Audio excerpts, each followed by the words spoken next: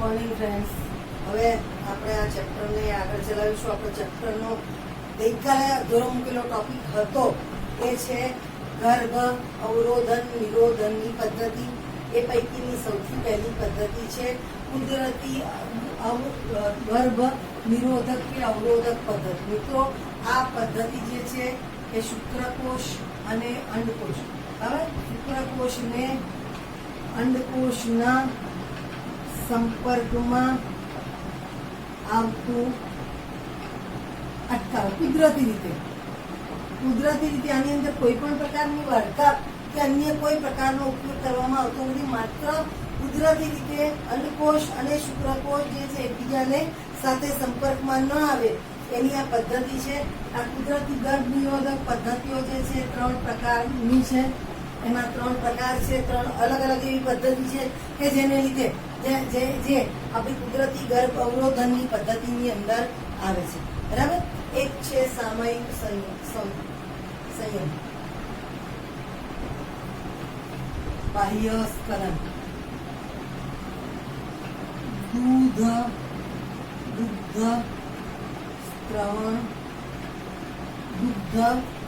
સ્ત્રવણ એમેનોરિયા. આનું નામ થોડું વિચિત્ર છે. બરાબર. 3 પદ્ધતિ છે કુદરતી. એક સામયિક સંયમ, બીજું બાહ્ય સ્ખલન, ત્રીજું દુગ્ધ સ્ત્રવણ એમેનોરિયા. પહેલા નંબર ઉપર છે મિત્રો, ગયા ચેપ્ટરમાં, ત્રીજા ચેપ્ટરમાં આપણે ઋતુસ્ત્રાવ ભણ્યા, ઋતુ ચક્ર ભણ્યા. એમાં આપણે એવું કીધું કે લગભગ 14મા દિવસે ગર્ભ જે છે ગર્ભ નહીં પણ 14મા દિવસે અંડકોષ જે છે મુક્ત થાય, અંડપતન અંડપાતની ક્રિયા થાય.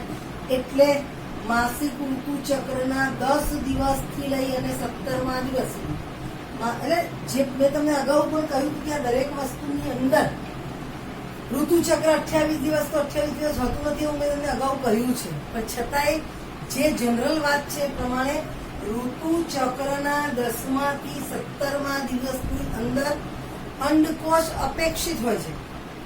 10મા દિવસથી લઈ 17મા દિવસ સુધી અંડકોષ મુક્ત હોય છે. અંડકોષ જે છે એ હાજર હોય છે અંડવાહિનીમાં.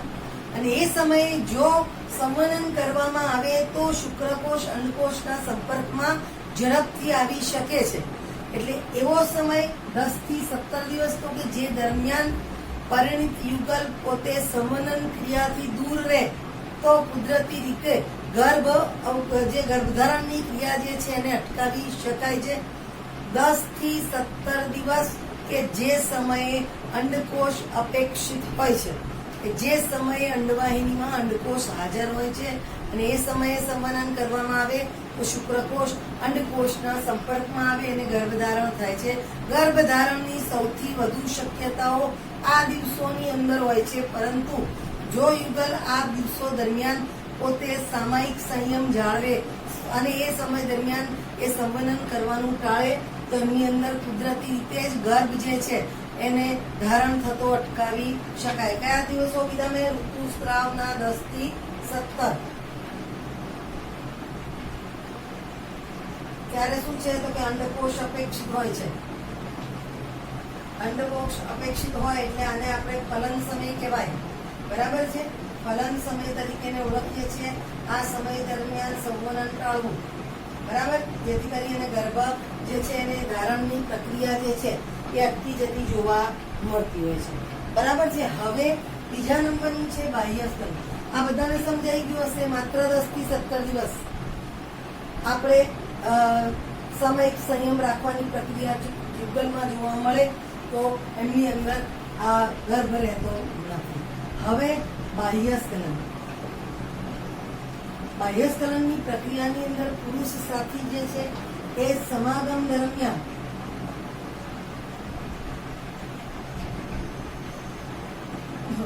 વીર્ય સેચન સમય તેના શિશ્નને યોનિ માર્ગની બહાર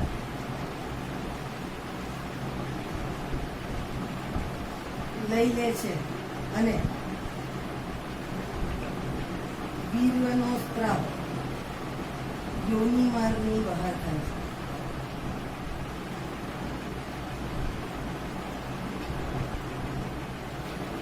બરાબર. બાહ્ય સ્ખલન એટલે યોની માર્ગની બહાર વીર્યનું સ્ખલન કરવામાં આવે છે. પરિણામે શું થશે કે અંડકોષ છે પણ માતાના યોની માર્ગમાં શુક્રકોષો આવતા નથી અને પરિણામે એમનામાં ગર્ભ જે છે એ રહેવાની પ્રક્રિયા જોવા મળતી નથી. મિત્રો, ત્રીજા નંબર પર છે દુગ્ધસ્ત્રવણ એમેનોરિયા. કોઈ પણ સ્ત્રી જ્યારે બાળકને જન્મ આપે છે અને આ બાળક જે માતાનું જ્યારે સ્તનપાન કરતું હોય છે તે સમયે સ્ત્રીઓની અંદર ઋતુચક્ર જે છે અને અંડપતનની પ્રક્રિયાનો અભાવ જોવા મળે. બરાબર. ત્યારે કે ભાઈ પ્રસૂતિ બાદ ત્યારે કે ભાઈ ભરપૂર દૂધ સ્ત્રવણની ક્રિયા જ્યારે થતી હોય ત્યારે માદાની અંદર શેનો હતો કે માસિક ચક્ર, માસિક ઋતુચક્ર અને માસિક ઋતુચક્ર અને અંડપતનની ક્રિયા જે છે એનો અભાવ હોય છે. બરાબર છે. જે તે દરમિયાન બાળકને જ્યાં સુધી માતા સ્તનપાન કરાવતી હોય તે સમય સુધી એમની અંદર ગર્ભ રહેવાની શક્યતા હોતી નથી. મિત્રો, આ દૂધ સ્ત્રવણ એમેનોરિયા જે છે એ નિષ્ફળ જતી, તદ્દન નિષ્ફળ જતી હોય એવી આ કુદરતી પદ્ધતિ છે. ઘણી વખત ભરપૂર દૂધ સ્ત્રવણની ક્રિયા થતી હોય, સ્ત્રીની અંદર ઋતુચક્રનો અભાવ હોય છતાં પણ એમાં ગર્ભધારણની ક્રિયા જોવા. મિત્રો, ઘણી વખત તમે જુઓ છો બે ભાઈ કે બે ભાઈ બહેન વચ્ચે કદાચ 11 મહિનાનો ડિફરન્સ હોય છે, 1 વર્ષનો ડિફરન્સ હોય છે. ભાઈ કે બેન 1 વર્ષ મોટું હોય છે, એના પછી બીજું બાળક જે છે એ એનાથી 1 વર્ષ નાનું હોય છે. જો આ દૂધ સ્ત્રવણ એમેનોરિયા જોવા મળે તો મિનિમમ 6 મહિના તો સ્ત્રીઓમાં ઋતુચક્રનો અભાવ જોવા મળે છે.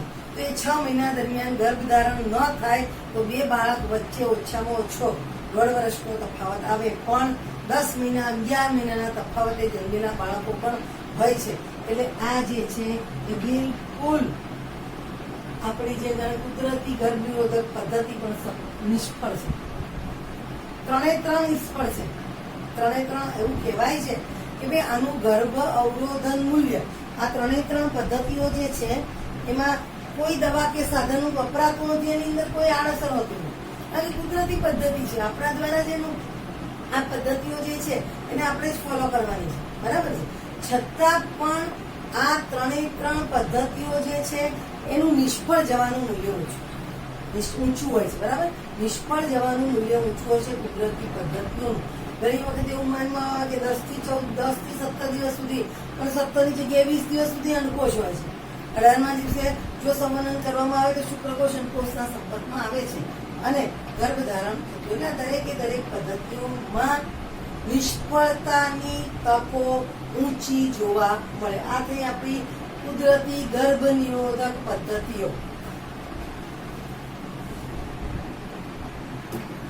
મિત્રો, બીજી આપણી કુદરતી પછીની બીજા નંબરની અવરોધન પદ્ધતિ છે ગર્ભ નિરોધની અવરોધન પદ્ધતિ. અવરોધ ઉભો કરવામાં આવે, શુક્રકોષો અને અંડકોષો વચ્ચેનું ભૌતિક જોડાણ થતું રોકવામાં આવે.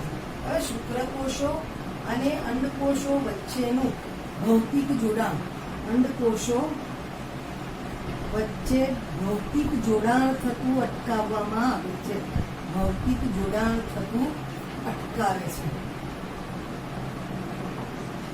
આ જે પદ્ધતિ છે એ શુક્રકોષો અને અંડકોષો વચ્ચે ભૌતિક જોડાણ થતું અટકાવતું જોવા મળે છે.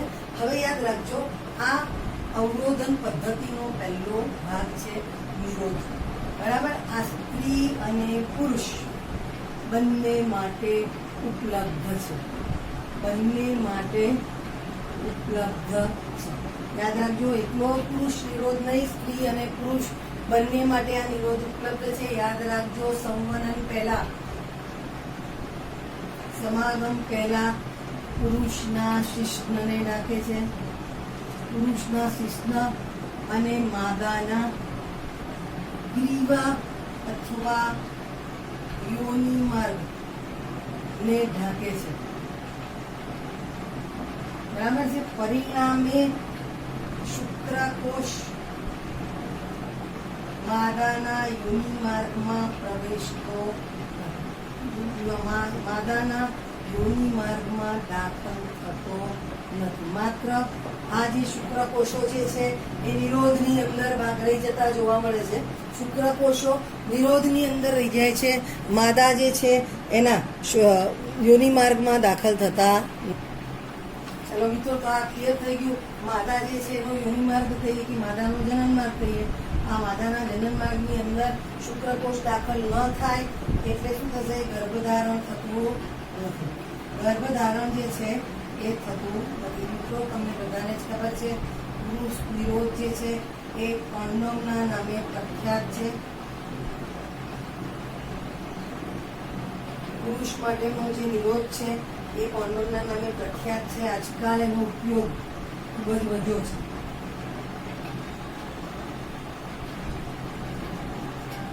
એક વસ્તુ કહેવાની કદાચ મારે રહી ગઈ કે ભાઈ નિરોધ એટલે શું? તો કે ભાઈ પાતળા રબરની બનેલી રચના છે કે જે ભલે આમ અવરોધ છે પરંતુ સમાગમની ક્રિયા દરમિયાન આ અવરોધ જે છે એ કોઈ પણ પ્રકારનું જે છે એ શારીરિક અવરોધ ઉત્પન્ન કરતું નથી અને એમની આ જે સંવહનની ક્રિયા જે છે એની અંદર કોઈ પણ પ્રકારનું નુકસાન કે અવરોધ કહેવાય અવરોધ કોઈ અવરોધ ઉભું કરતું. એ અવરોધ કોના માટે? માત્ર શુક્રકોષોના અંડકોષોના સંપર્કમાં, ભૌતિક સંપર્ક માટે જે અવરોધ છે. બાકી અન્ય કોઈ ક્રિયામાં સાથે એ અવરોધ તરીકે વર્તતો હોતો નથી. બરાબર? એટલે આ નિરોધ જે છે એની આપણે વાત કરી કે ભાઈ આ પહેલી વાત કે ભાઈ આ કોન્ડોમ અથવા નિરોધ એવી રબરની બનેલી પાતળી વસ્તુ છે કે જેને જે કોઈ પણ પ્રકારનું નુકસાન પોતે સ્વયં એનો ઉપયોગ કરી શકે છે, સરળતાથી એને નાશ પણ કરી શકાય છે અને આ વસ્તુનો ઉપયોગ કરનાર વ્યક્તિ જે છે એની ગોપનીયતા પણ જળવાઈ રહે છે. કોણે ઉપયોગ કર્યો કોણે નહીં એની કોઈને પણ જાણ થઈ શકતી નથી. આ એનો મુખ્ય ફાયદો છે. સ્વયં સંચાલિત છે. આ પોતે જ આ વસ્તુનો ઉપયોગ જાતે કરી શકે. હમણાં આગળ આપણે આવશે કે ભાઈ અવરોધન પદ્ધતિઓ જે છે ડોક્ટરની સલાહ મુજબ આપણે એનો ઉપયોગ કરો, પણ આ એક વસ્તુ એવી છે કે જે ડોક્ટરના સલાહ વગર પણ તમે જાતે ઉપયોગ કરી શકો અને એની જાણ પણ કોઈને થતી નથી. બરાબર? આ નિરોધ વિશેની વાત કરી. હવે એના પછી આવશે નિરોધ પછીના ગર્ભ અવરોધકો તરીકે આંતરપટલ, ગ્રીવા ટોપી અને વોલ્ટ્સ. બરાબર? આંતરપટલ, ગ્રીવા ટોપી અને વોલ્ટ્સ આ ત્રણ પણ સ્ત્રીઓ આ પણ કેવા છે તો કે પાતળા રબરના બનેલા છે. પાતળા રબરના બનેલી આ રબરની બનેલી રચના છે. બરાબર? આ સ્ત્રી જે છે એની ગ્રીવા ગર્ભાશય જે છે એનું મુખ કે જે યોનિ માર્ગ સાથે જોડાય છે, આ ગ્રીવા જે છે એને ઢાંકવા માટે વપરાય છે. આ જે પુનઃ ઉપયોગી છે, એક વખત વાપર્યા પછી એનો ફરી ઉપયોગ કરી શકાય છે. જ્યારે આગળ આપણે જે કોન્ડોમ મળ્યા it is one time use, એક જ વખત યુઝ કર્યા પછી એનો ફરીથી ઉપયોગ થઈ શકતો નથી. બરાબર સમજો? આંતરપટલ, ગ્રીવા ટોપી કે વોલ્ટ્સ પાતળા રબરની બનેલી રચના છે. સ્ત્રીની ગ્રીવાને ઢાંકવા માટે વપરાય છે અને એ પુનઃ ઉપયોગી જોવા મળતી હોય છે. બરાબર છે? હવે શું થશે કે ગ્રીવાને ઢાંકવા માટે ક્યાં દાખલ કરવામાં આવે? જનન માર્ગમાં દાખલ કરવામાં આવે કે જે શુક્રકોષ જે છે એના પ્રવેશને અટકાવવાનું કાર્ય કરે છે. હવે આ આંતરપટલ, ગ્રીવા ટોપી, વોલ્ટ્સ હોય કે નિરોધ હોય એની સાથે જો ગર્ભ અવરોધક મૂલ્ય વધારવું હોય, ગર્ભ અવરોધક મૂલ્ય વધારવા માટે શુક્રકોષ નાશક જેલ,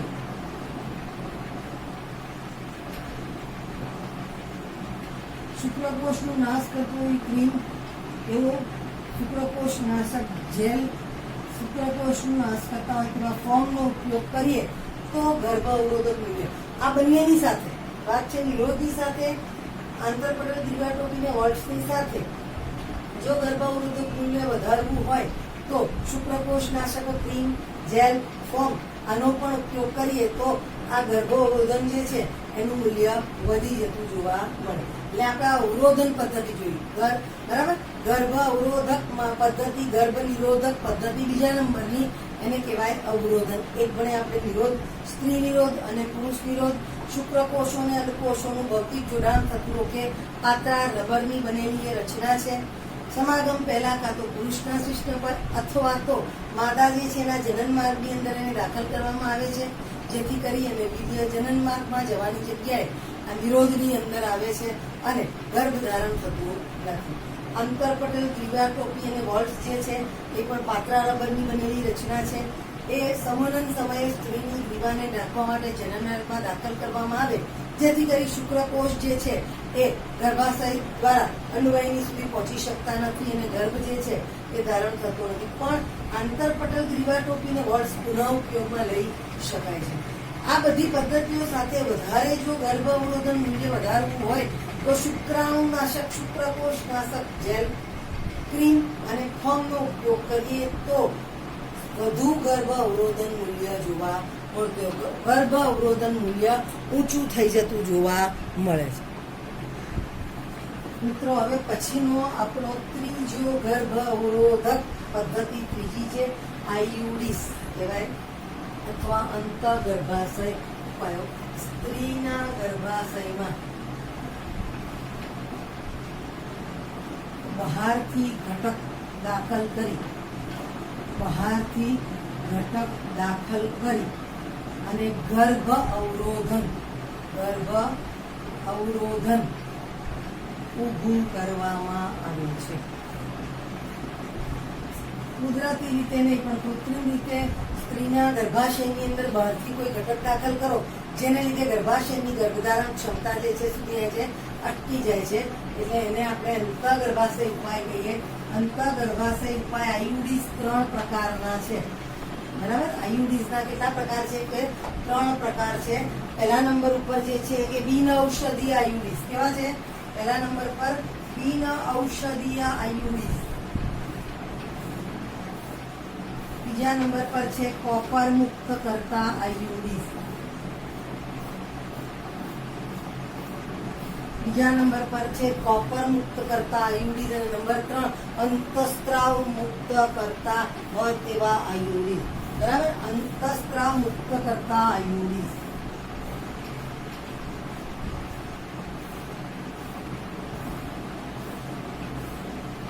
ક્લિયર? આઈયુડીસના કેટલા પ્રકાર મિત્રો? 3. એક બિન ઔષધીય આઈયુડીસ, બીજું કોપર મુક્ત કરતા આઈયુડીસ અને નંબર 3 અંતઃસ્ત્રાવ મુક્ત કરતા આઈયુડીસ, બરાબર. પહેલા નંબર પર છે બિન ઔષધીય આઈયુડીસ. એનું ઉદાહરણ છે લિપસ લુક્સ.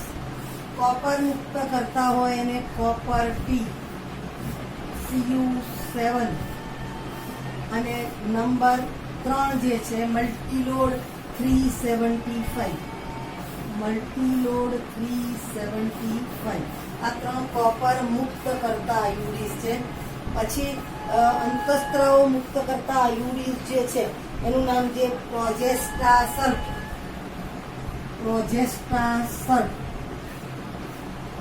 અને LNG20 અંતઃસ્ત્રાવ મુક્ત કરતા હોય તેવા. મિત્રો, આયુડીસના 3 પ્રકાર: બિન ઔષધીય, કોપર મુક્ત કરતા અને અંતઃસ્ત્રાવ મુક્ત કરતા. બિન ઔષધીય આયુડીસમાં આવશે લિપસ લુક્સ, કોપર મુક્ત કરવામાં કોપર ટી, CU7 અને મલ્ટીલોડ 375. અંતઃસ્ત્રાવ મુક્ત કરતા આયુડીસમાં આવશે પ્રોજેસ્ટાસન, LNG20. મિત્રો, આ જે અંતઃગર્ભાશય ઉપાયો ચોક્કસ ડોક્ટરો દ્વારા ગર્ભાશયની અંદર દાખલ કરવામાં આવે. ક્લિયર? નિષ્ણાત નર્સ કે નિષ્ણાત ડોક્ટર દ્વારા જ આ આઈયુડીસ જે છે એને સ્ત્રીના ગર્ભાશયની અંદર દાખલ કરવામાં આવે છે.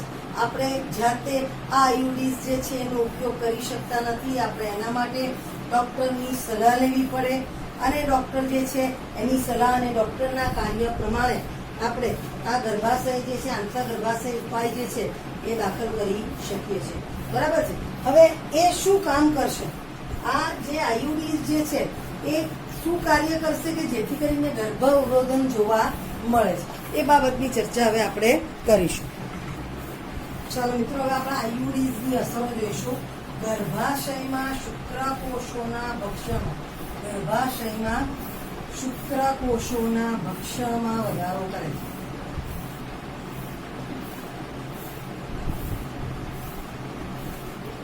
બીજા નંબર ઉપર કોપર મુક્ત કરતા જે આયુડીઝ છે, કોપર મુક્ત કરતા આયુડીઝ જે છે એ શુક્રકોષોની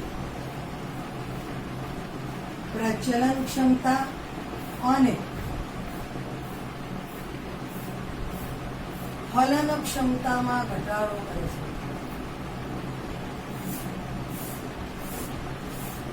આપણે ભણી ગયા છીએ આયુડીઝની અસર. આયુડીઝ શા માટે ગર્ભ અવરોધક તરીકે કાર્ય કરે છે? તો પહેલા નંબર પર કીધું કે ગર્ભાશયની અંદર એ શુક્રકોષોના ભક્ષણમાં વધારો કરે. ગર્ભાશયમાં આવે, શુક્રકોષોનું ભક્ષણ થઈ જાય. શુક્રકોષોનું ભક્ષણ થાય એટલે ગર્ભ સ્થાપિત થાય નહીં.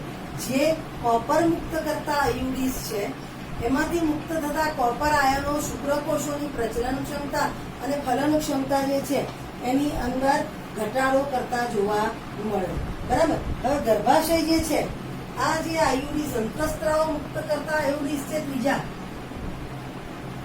અંતઃસ્ત્રાવો મુક્ત કરતા જે આયુડીઝ છે, અંતઃસ્ત્રાવો મુક્ત કરતા જે આયુડીઝ છે, આ આયુડીઝ જે છે ગર્ભાશયને ગર્ભધારણ માટે અયોગ્ય બનાવે છે. બરાબર. ગર્ભાશયને ગર્ભધારણ માટે અયોગ્ય બનાવે અને ગ્રીવાને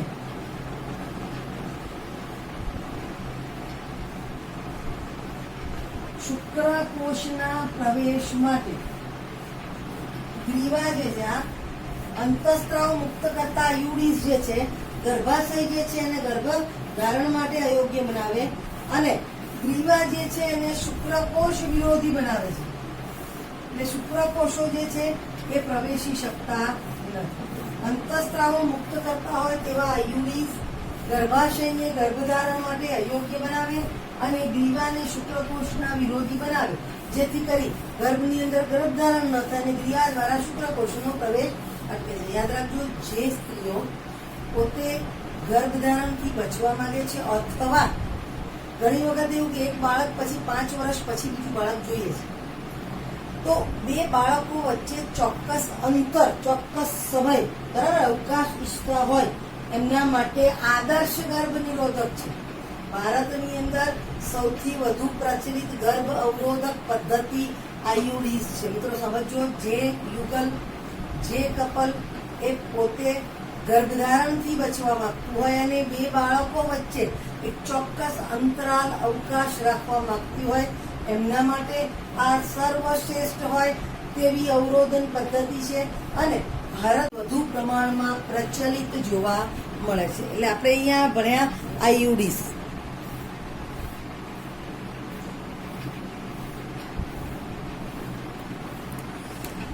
ચાલો મિત્રો, હવે આપણે ભણીશું મોં દ્વારા લેવા યોગ્ય ગર્ભ નિરોધક. આપણે ગઈકાલે આ મોં દ્વારા લેવાતા ગર્ભ નિરોધકની અંદર કાં તો ઇસ્ટ્રોજન, માદા જાતિ અંતઃસ્ત્રાવ, અથવા ઇસ્ટ્રોજન અને પ્રોજેસ્ટેરોન, ઇસ્ટ્રોજન પ્રોજેસ્ટેરોન બંને સંયુક્ત રીતે આવેલા હોય. બરાબર. આ કાં તો એકલા ઇસ્ટ્રોજનની અને કાં તો ઇસ્ટ્રોજન પ્રોજેસ્ટેરોન જે છે એની સંયુક્ત રૂપે થોડી માત્રામાં કે ગોળી સ્વરૂપે લેવામાં આવે છે. કયા સ્વરૂપે લેવામાં આવે છે? ગોળી સ્વરૂપે. ગઈકાલે મેં એને કહ્યું હતું કે આપણે ગોળી માટે કયો શબ્દ વાપરીએ છીએ? પિલ્સ. ગોળી સ્વરૂપે લેવામાં આવે છે, જેને આપણે પિલ્સના નામે ઓળખીએ છીએ. એટલે કાં તો ઇસ્ટ્રોજન એકલું ગોળી સ્વરૂપે હોય, કાં તો ઇસ્ટ્રોજન અને પ્રોજેસ્ટેરોન સંયુક્ત રીતે થોડી માત્રામાં, થોડા પ્રમાણમાં મોં દ્વારા ગોળી સ્વરૂપે લેવામાં આવે. ગોળીઓને આપણે પિલ્સ, કાલે સ્પષ્ટતા કરી હતી કે પિલ્સ એટલે ગર્ભ અવરોધક ગોળી એવું નથી મિત્રો. કોઈ પણ દવાને પિલ્સ કહી શકાય છે. બરાબર. પણ અહીંયા આપણને પર્ટિક્યુલરલી પિલ્સ, બરાબર, પિલ્સ બે પ્રકારની છે. એક એવી છે કે ઋતુચક્રના દિવસો દરમિયાન એને શરૂ કરવામાં આવતી હોય છે, બરાબર. ઋતુચક્ર જે છે એના પ્રથમ 5 દિવસ દરમિયાન એને શરૂ કરવામાં આવે છે. ઋતુચક્રના પ્રથમ 5 દિવસ દરમિયાન લેવાની શરૂ થઈ જાય, બરાબર, અને 21 દિવસ સતત લેવામાં આવે છે.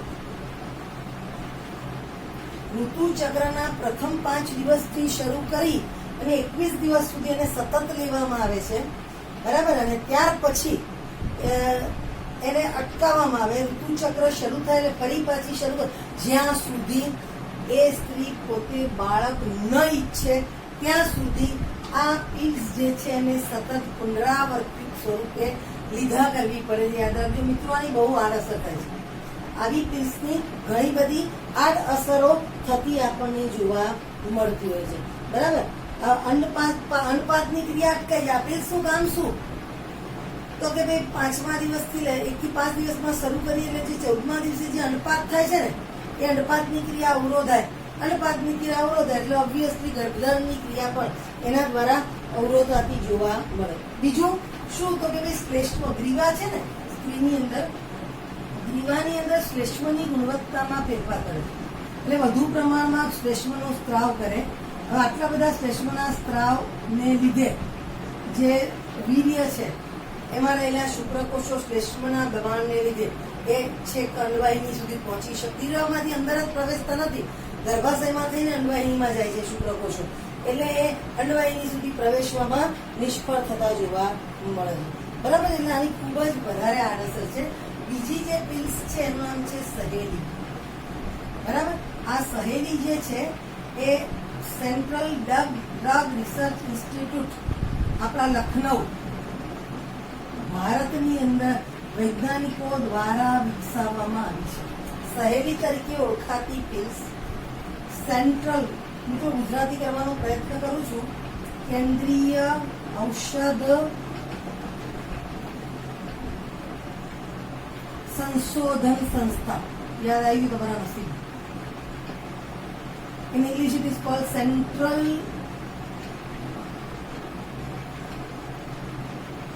Drug Research Institute. મિત્રો આ પૂરું નામ પૂછાય છે અને ક્યાં આવેલું છે એ પૂછાય છે. ભારતની અંદર લખનઉમાં સેન્ટ્રલ ડ્રગ રિસર્ચ ઇન્સ્ટિટ્યૂટ દ્વારા સહેલી ગોળી વિકસાવવામાં આવી છે. આ ગોળી જે છે એની ઓછી આડઅસર છે, ખૂબ જ ઓછી આડઅસર. પેલું આપણે કેટલા બધા દિવસ સુધી લેવામાં આવે છે? 1 થી 5 દિવસમાં શરૂ કરી 21 દિવસ સુધી લેવામાં આવે. સહેલી ગોળી અઠવાડિયામાં 1 જ વખત લેવામાં આવે. અઠવાડિયાની અંદર 1 જ વખત આ ગોળી લેવામાં આવે. એનું ગર્ભ અવરોધક મૂલ્ય પણ ઊંચું છે. મિત્રો સહેલી તરીકે ઓળખાતી બીજી ગોળી central drug research institute Lucknow ભારતના વૈજ્ઞાનિકો દ્વારા એને વિકસાવવામાં આવી છે. આ ગોળી જે છે એની સામાન્ય ગોળી કરતા ઓછી આડઅસર હોય છે. એનું ગર્ભ અવરોધક મૂલ્ય પણ ઊંચું છે. અને બીજો ફાયદો કે અઠવાડિયામાં 1 જ વખત, પેલી 21 દિવસ સુધી લેવી પડે, આ અઠવાડિયાની અંદર 1 જ વખત લેવામાં આવે છે. અને છતાં એનું ગર્ભ અવરોધન મૂલ્ય વધારે છે અને એની આડઅસરો, પેલી ગોળી જે છે પિલ્સ છે એની આડઅસરો જે છે એ વધારે પ્રમાણમાં જોવા મળતી હોય છે. એટલે આ આપણે સહેલી માટેની વાત કરી અને સામાન્ય પિલ્સની વાત કરી. એટલે મોં દ્વારા લેવાતા ગર્ભ અવરોધકો, ગર્ભ નિરોધકોની વાત કરી. એમાં પિલ્સ આવશે.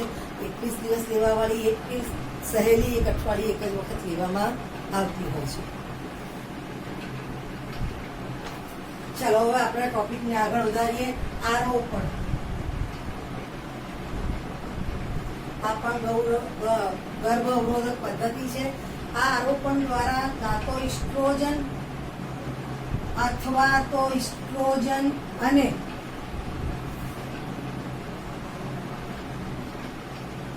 પ્રોજેસ્ટેરોન સંયુક્ત રીતે, બરાબર. અહીંયા પણ આ પિલ્સ જેવું જ કામ કરે છે, પણ એને મોઢેથી લેવાની હોતી નથી ને પિલ્સ કરતા આની અસરો જે છે એ વધુ પ્રબળ હોય છે. ઇસ્ટ્રોજન અથવા પ્રોજેસ્ટેરોન અને ઇસ્ટ્રોજન જે છે એને સંયુક્ત રીતે ઇન્જેક્શન તરીકે અથવા તો ત્વચાની રીતે, આ બંનેને કાં તો ઇન્જેક્શન તરીકે આપવામાં આવે છે, ઇન્જેક્શન તરીકે, અથવા તો એને ત્વચાની નીચે આરોપિત કરવામાં આવે છે, પ્રત્યારોપિત કરવામાં આવે છે, આરોપિત અથવા પ્રત્યારોપિત કરવામાં આવે છે. ઇસ્ટ્રોજન અથવા ઇસ્ટ્રોજન ને પ્રોજેસ્ટેરોનને સંયુક્ત રીતે કાં તો ઇન્જેક્શન તરીકે આપણને આપવામાં આવે અથવા ત્વચાની નીચે આરોપિત અથવા તો પ્રત્યારોપિત કરવામાં આવે. મિત્રો, આની અસરો પિલ્સ જેવી જ હોય છે, પિલ્સ જેવી જ અસરો દર્શાવે છે. એટલે ગર્ભ અવરોધક મૂલ્ય એનું પણ પિલ્સ જેવું જ જોવા મળે, પિલ્સ જેવી જ અસરો જોવા મળતી હોય છે. પણ અહીંયા અસરકારક સમયગાળો લાંબો છે, બરાબર, એનો અસરકારક સમયગાળો લાંબો છે, અસરકારક સમયગાળો એનો લાંબો છે. આરોપણ દ્વારા ઇસ્ટ્રોજન અથવા ઇસ્ટ્રોજન અને પ્રોજેસ્ટેરોનને સંયુક્ત રીતે ઇન્જેક્શન તરીકે આપવામાં આવે અથવા ત્વચાની નીચે એને પ્રત્યારોપિત કરવામાં આવે. પિલ્સ જેવી જેની અસર છે પણ એનો અસરકારક સમયગાળો બહુ જ લાંબો છે, બરાબર છે. હવે સંવનન બાદ 72 કલાકની અંદર આ ઇન્જેક્શન આપવામાં આવે તો એનું ઊંચું ગર્ભ અવરોધન મૂલ્ય જોવા મળે. સંવનનની ક્રિયા બાદ 72 કલાકની અંદર આ ઇન્જેક્શન આપાતકાલીન ગર્ભ અવરોધક તરીકે વર્તે છે, બરાબર. એટલે એની અંદર પછી ગર્ભ અવરોધન એટલા સમય પૂરતું થઈ શકતું નથી. ઘણી વખત બળાત્કારનો કેસ હોય અથવા અણધાર્યો અસુરક્ષિત ગર્ભધારણ થઈ જાય, બરાબર છે. ઘણી વખત એવું થાય કે બળાત્કારની ક્રિયા થઈ હોય અથવા કોઈ કારણસર નિરોધ જે છે એ નિષ્ફળ જતો હોય કે અન્ય કોઈ પદ્ધતિ નિષ્ફળ ગઈ હોય તે સમયે આપાતકાલીન સમયે આ ઇન્જેક્શન આરોપણની પ્રક્રિયા એ ઉત્તમ ગર્ભ અવરોધકનું કાર્ય કરે. બળાત્કારના સમયે કે અસામાન્ય અસુરક્ષિત સંવહન થયું હોય તે સમયે આ જે આરોપણ જે છે એ ખૂબ જ આપાતકાલીન ગર્ભ અવરોધક તરીકે વર્તતું જોવા મળે છે. એટલે આ થઈ આપણી ગર્ભ અવરોધનની આરોપણ પદ્ધતિ. કઈ પદ્ધતિ થઈ? આરોપણ પદ્ધતિ. ચાલો મિત્રો, ગર્ભ અવરોધન માટેની અંતિમ પદ્ધતિ એનું નામ છે વંધ્યીકરણ, બરાબર છે. વંધ્યીકરણ શસ્ત્રક્રિયા દ્વારા, બરાબર. એને પુરુષો માટેની શસ્ત્રક્રિયાને વાસેક્ટોમી કહેવાય અને સ્ત્રીઓ માટેની જે શસ્ત્રક્રિયા છે જેને આપણે નસબંધી પણ કહીએ છીએ, પુરુષ નસબંધી ને સ્ત્રી નસબંધી, આવું તમે ક્યાંક એડવર્ટાઇઝમેન્ટમાં જોયું પણ હશે. વંધ્યીકરણ અથવા નસબંધી, પુરુષ નસબંધી એને વાસેક્ટોમી કહેવાય અને સ્ત્રીમાં જોવા મળતી નસબંધીની પદ્ધતિને ટ્યુબેક્ટોમી કહેવાય. અહીંયા શું કરવામાં આવે છે? શસ્ત્રક્રિયા દ્વારા, ઓપરેશન દ્વારા જનન કોષોના વહનને અટકાવવામાં આવે છે. શું આવે છે? શસ્ત્રક્રિયા દ્વારા જનન કોષોના વહનને અટકાવવામાં આવે છે.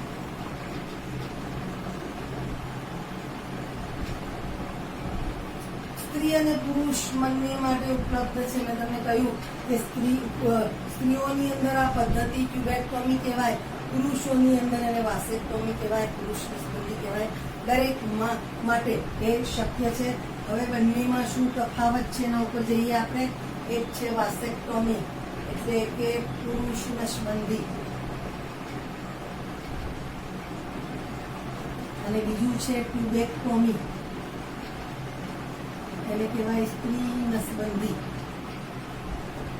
આ બંને પુરુષ અને સ્ત્રીઓમાં કરવામાં આવતી ગર્ભ અવરોધન શસ્ત્રક્રિયા આ અંતિમ ઉપાય છે. અન્ય કોઈ ગર્ભ અવરોધકો જો શક્ય ન બનતા હોય તો આ અંતિમ છે, કારણ કે આ જે પ્રક્રિયા થયા પછી ફરી પાછું જો ગર્ભ ધારણ કરવો હોય તો થઈ શકતો નથી, ઇરિવર્સિબલ છે, બરાબર. એ ફરીથી એમ કે આ શસ્ત્રક્રિયાને આપણે ઊંધી કરી નાખીએ અને શસ્ત્રક્રિયા દૂર કરીએ તો ફરી પાછો ગર્ભ રહે એવી કોઈ શક્યતાઓ અહીંયા જોવા મળતી નથી. અંતિમ ઉપાય છે. આ ઉપાય પછી ગર્ભ ધારણની કોઈ શક્યતાઓ રહેતી નથી, બરાબર છે. એટલે આ ઇરિવર્સિબલ પ્રોસેસ છે, બરાબર. પુનઃ ઉપયોગમાં લઈ શકાય નહીં તેવી પદ્ધતિ છે, બરાબર છે. મેં તમને કહ્યું કે ભાઈ આ પુરુષની મધ્ય, પુરુષમાં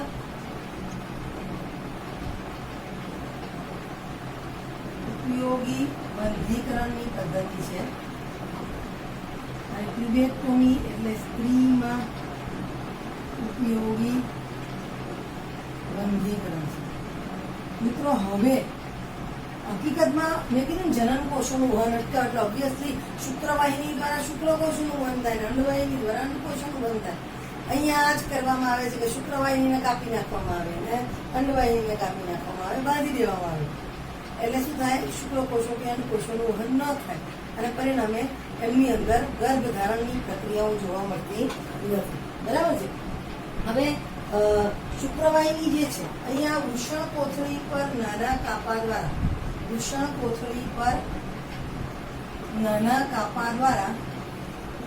શુક્રવાહિની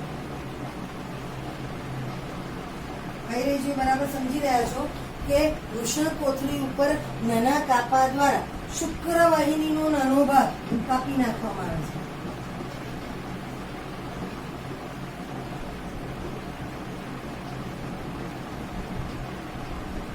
બરાબર છે.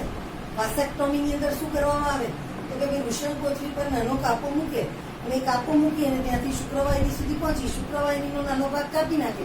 વધેલા શુક્રવાહિનીના બંને છેડાઓને બાંધી દેવામાં આવે. બરાબર. ધારો કે શુક્રવાહિનીને કાપતા નથી તો શુક્રવાહિની જે છે એને બાંધી દેવામાં આવે, જેથી કરીને વચ્ચેથી બંધ થઈ જાય, શુક્રકોષોનું વહન અટકી જતું જોવા મળે. બરાબર. કાપવામાં આવે અને તેના છેડા શું કરવામાં આવે છે? બંધ કરી દેવામાં આવે, છેડા બાંધી દેવામાં આવે છે. Is that clear?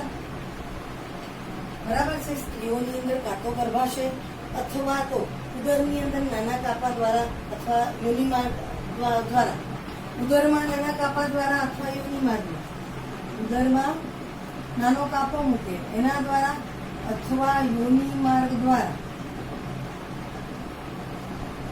અંડવાહિની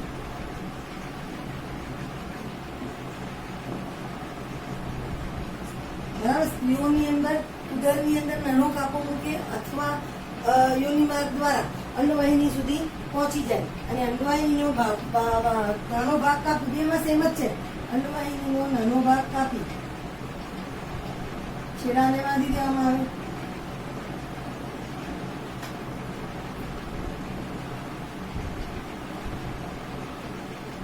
ખાલી સ્થાન ફેર છે.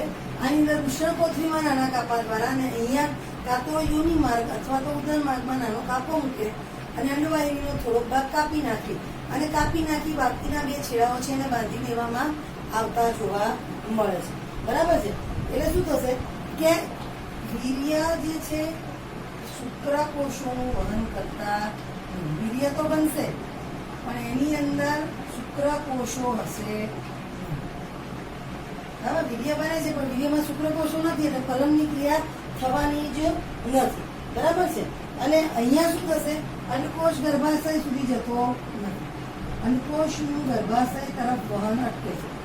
ગર્ભાશય તરફ વહન અટકે છે. બરાબર. આ સરળ શસ્ત્રક્રિયા છે. કેવી છે? સરળ ઓપરેશન છે, સરળ શસ્ત્રક્રિયા છે. સ્ત્રીઓની અંદર એ જટિલ શસ્ત્રક્રિયા છે.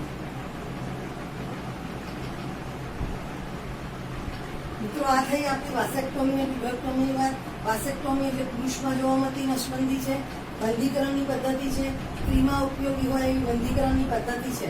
વૃષણ કોથળી ઉપર નાના કાપો મૂકી અને શુક્રવાહિનીનો થોડો ભાગ કાપી અને બંને છેડાને બાંધી દઈએ, જેથી કરી અને વીર્ય બનશે પણ વીર્ય શુક્રકોષોનું વહન કરતું નથી. આ પ્રક્રિયા ખૂબ જ સરળ છે.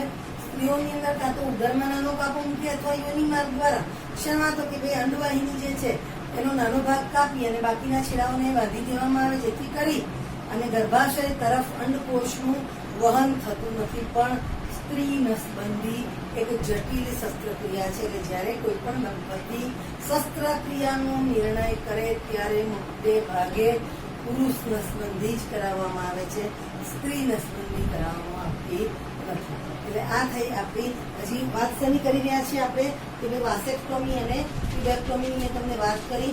બરાબર છે. ખૂબ જ અસરકારક પદ્ધતિ છે. આ પદ્ધતિનો ઉપયોગ કર્યા પછી ગર્ભધારણની એ દંપતીને કોઈ શક્યતાઓ નથી. પણ હમણાં જ મેં અગાઉ કહ્યું એ પ્રમાણે પુનઃસ્થાપિતતા જોવા મળતી નથી. ઓપરેશનો ખુલી શકતા નથી અને ફરીથી ગર્ભધારણની શક્યતાઓ 0% થઈ જતી જોવા મળે છે. એટલે આ થઈ આપણી ગર્ભ અવરોધનની છેલ્લી પદ્ધતિ.